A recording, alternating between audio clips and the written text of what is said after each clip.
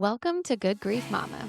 I'm Allie, wife and mom of 3, and this is a podcast for honest conversations about motherhood and marriage and homeschooling and homemaking. So if you've ever felt called to do motherhood or marriage just a little differently, or wondered, why is no one talking about this? Then you're in the right place, and I'm so glad you're here. Hey mama, whether you're pregnant, postpartum, or your kids are in college, your body deserves some TLC. The doctors at Restore Your Core Physical Therapy get it. From pelvic floor therapy and birth prep to fixing that back pain you've been ignoring for way too long, they have you covered. With locations in Carmel, West Carmel, Zionsville, and Greenwood, expert care is close by. Visit restoreyourcorept.com or call 317-597-6323. And make sure you mention the Good Grief Mama podcast for $50 off of a 90-minute evaluation or $25 off of a 60-minute evaluation. You have been taking care of everyone else, and now it's your turn. So I had an experience the other day, and I want to know if I'm alone here. So have you ever had a day where you had a full day at home and you felt super accomplished? You felt like you had gotten, like you were super woman today and you got so much done. And then you thought, what the heck did I even do? Like you look around and you're like, I don't think anybody would even really notice that I did anything today. I have those days often. For example, when my husband comes home and our house looks exactly the same as it looks before he left, I start to wonder, does he realize that I have spent all day making sure this house gets back to what it was? Like, that's a reflection of a ton of work on my part so that it looks exactly the same as when he left, because we would have had 3 meals in between when he was there in the morning and when he left. We will have had 2 children mostly causing a lot of mayhem. My 8-month-old, she's starting to be a little bit more mobile. So yes, she gets out some toys. Like we put some toys around her to encourage the crawling and stuff. But it's a lot of toys that have been played with. We did all of our schoolwork, and maybe some of the things that were on my to-do list that I got done were things like cleaning out the fridge, or my goodness, every couple of weeks I have to spend too much time going through my son's room with him to clean it out and make it look clean, because I think he has low key hoarding tendencies, because he will save all of these papers that he's written one thing on. And so, all of that though, you kind of come back home and you're like, it just looks the same. You know what I mean? And there's nothing that you're going to walk in and my husband's going to walk in and be like, whoa, you did a lot today. So yes, I stay at home with my kids. And I think maybe people forget that also my kids stay home too. So that's a lot of upkeep, right? For my house to look exactly the same as when my husband left.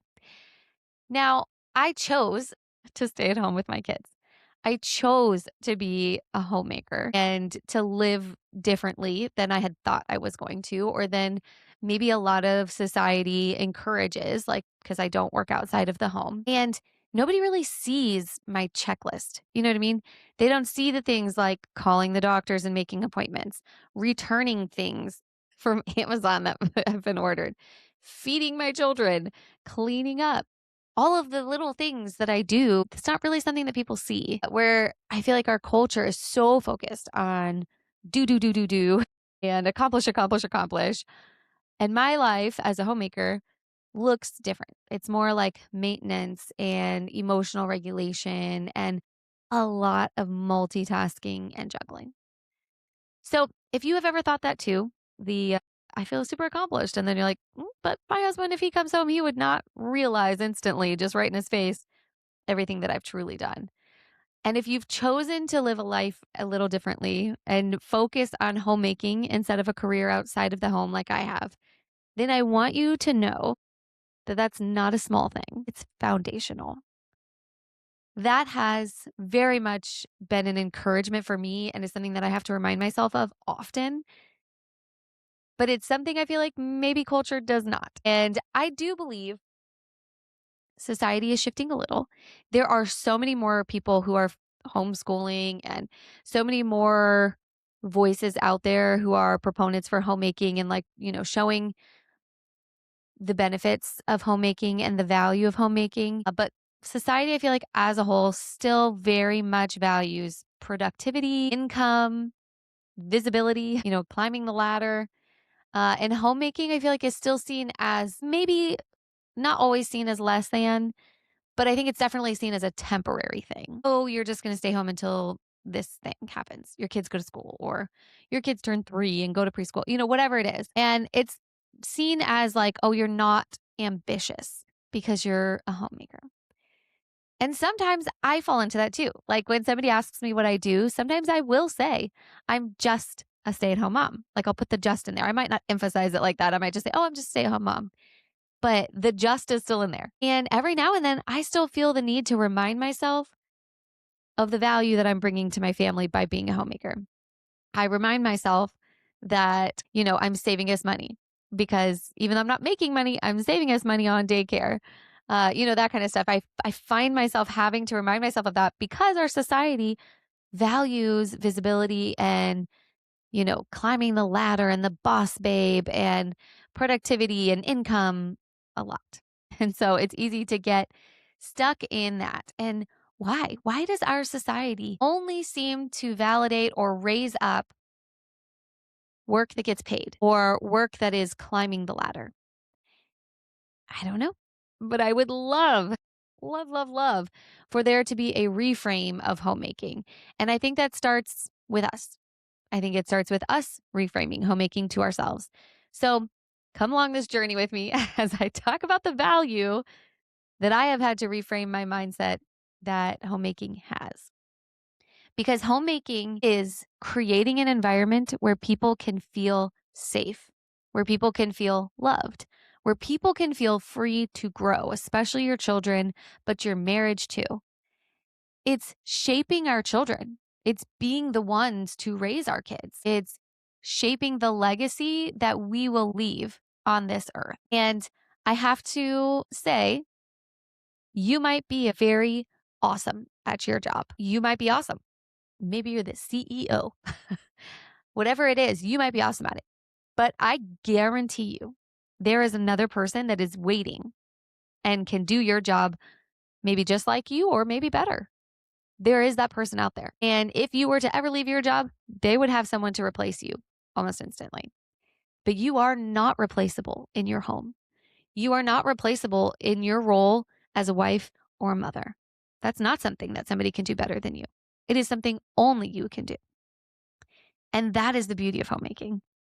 It's supporting your kids, it's supporting your marriage by creating that environment and that home where both of those things can flourish.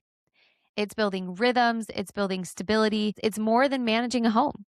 It's shaping a life, a family, and really your legacy that you're going to leave on this earth. So, what it actually looks like for me, at least, is a lot of hats, a lot of multitasking. It looks like calling and scheduling doctor's appointments and taking the kids to doctor's appointments. It looks like helping your kids learn emotional regulation, even if I don't know emotional regulation myself. It looks like doing the meals. And let me just say, that's a lot of things. When you say, oh, doing the meals, it's, when I'm like, oh, yeah, just doing the meals, that's like 10 steps in one.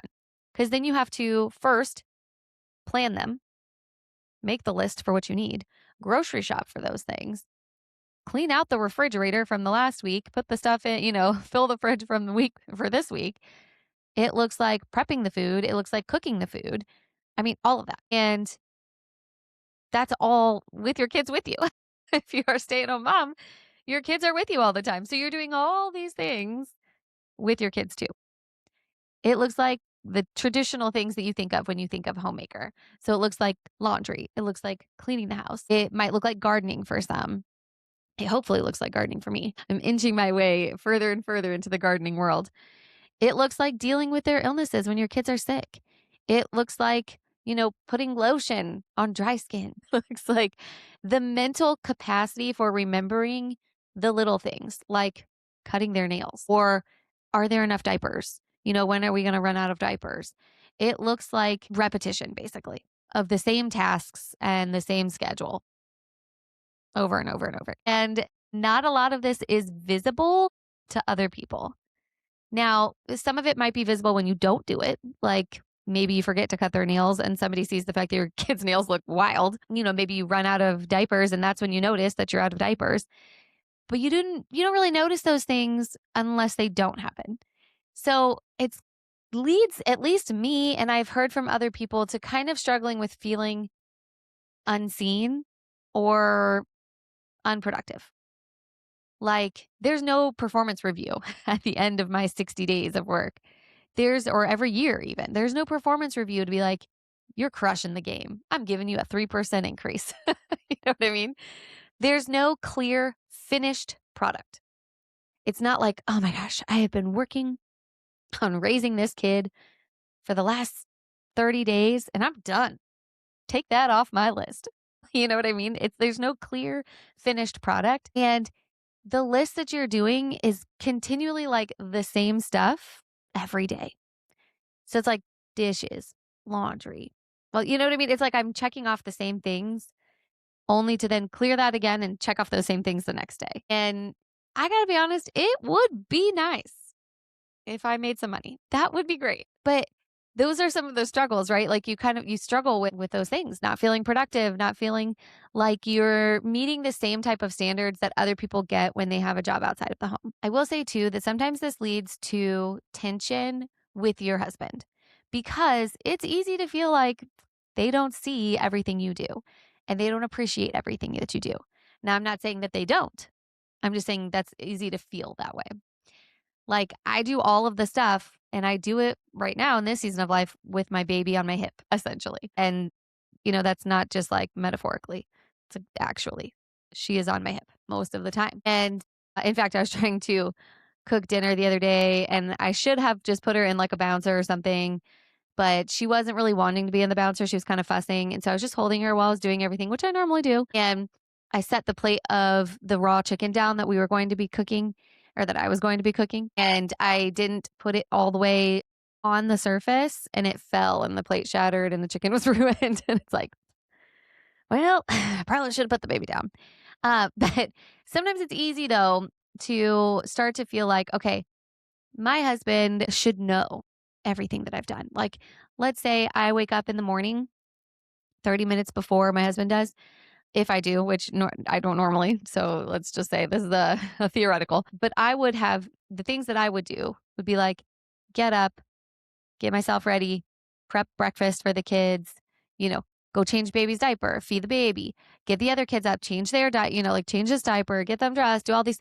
And I'm doing all these multitasking things. And maybe in my mind, I've already planned out the day. And so I'm like putting up our visual schedule and, you know, I am, prepping the snack for that we're taking on our field trip or whatever it is.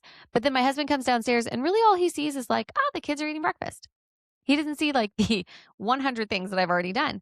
And that's not to say that he's not looking or it's not his fault, but it's easy then to feel like, oh my gosh, nobody appreciates what I do.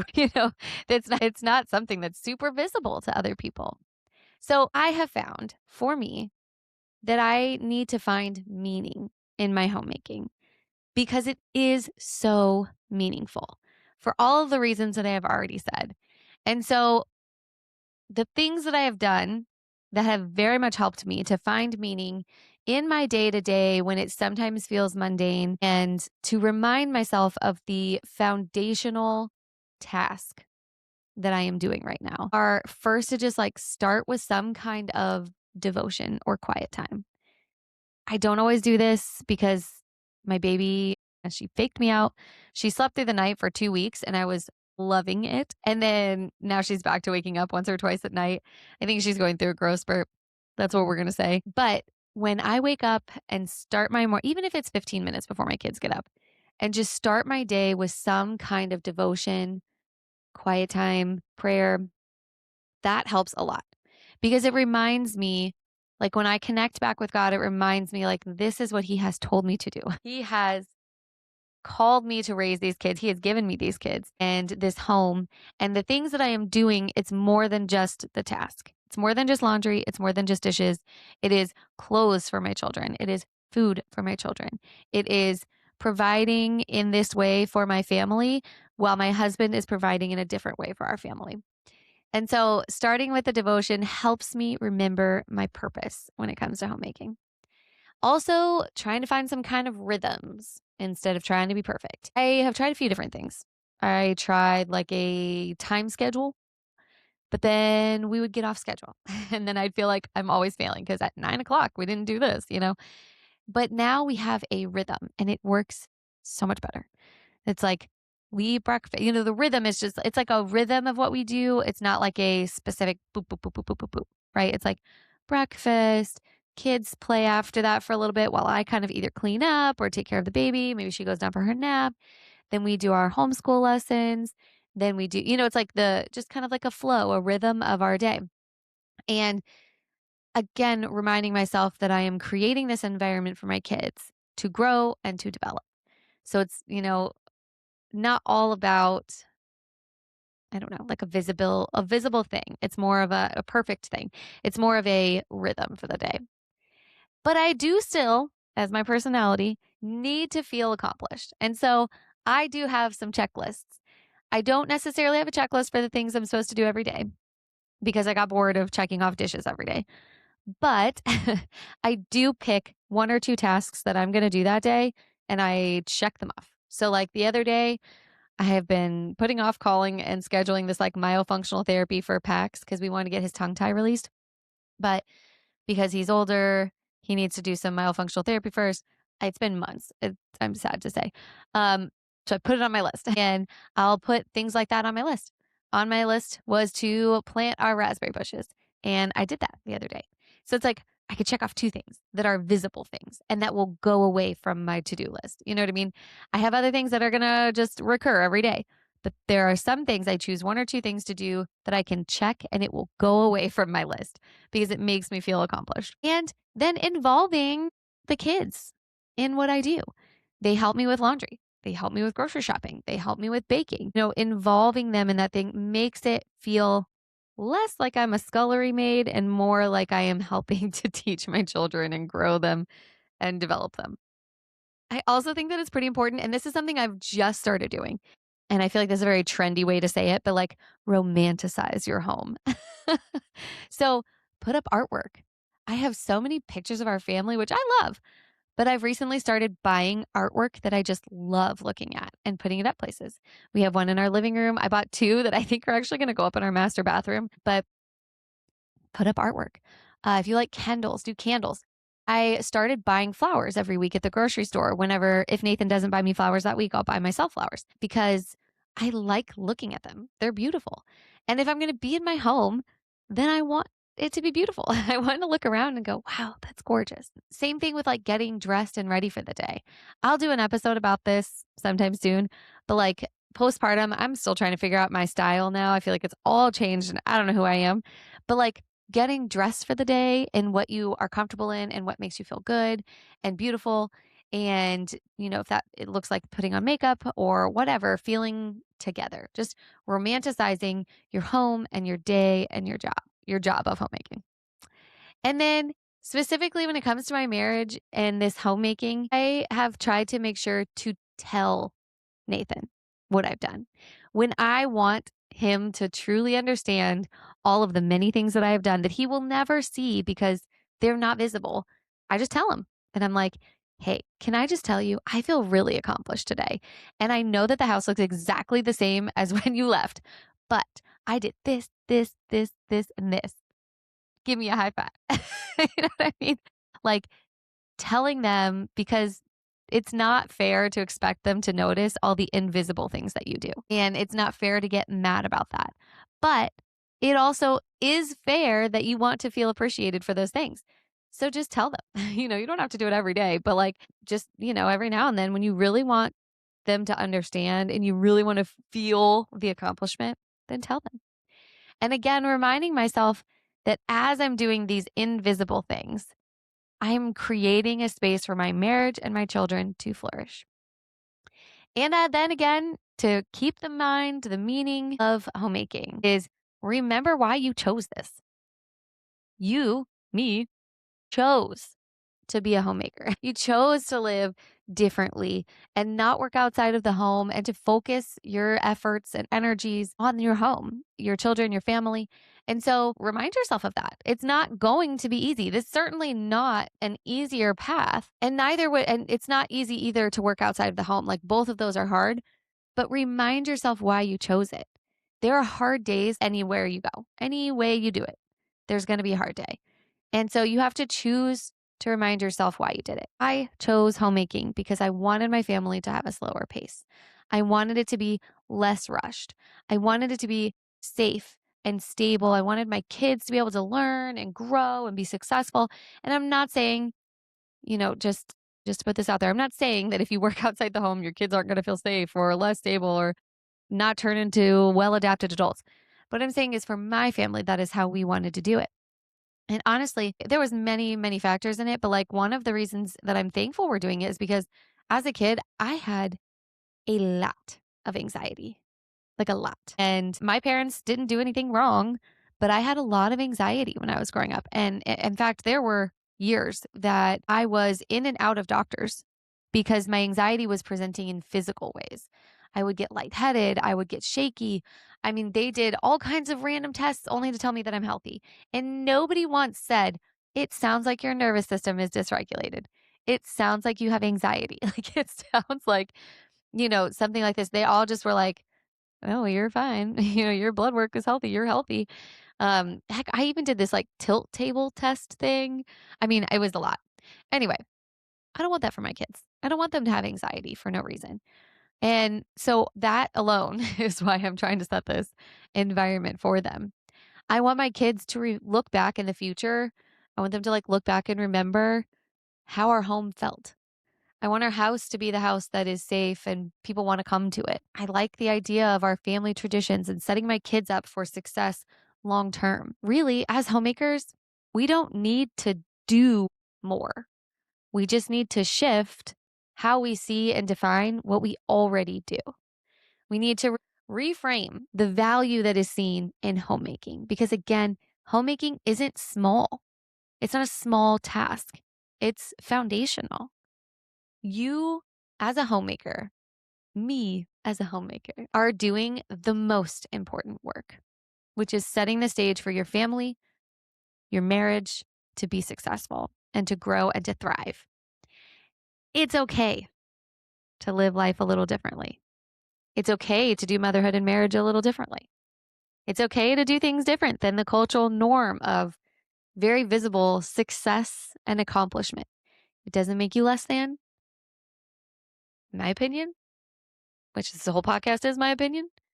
It means you're doing some of the most valuable work that there can be.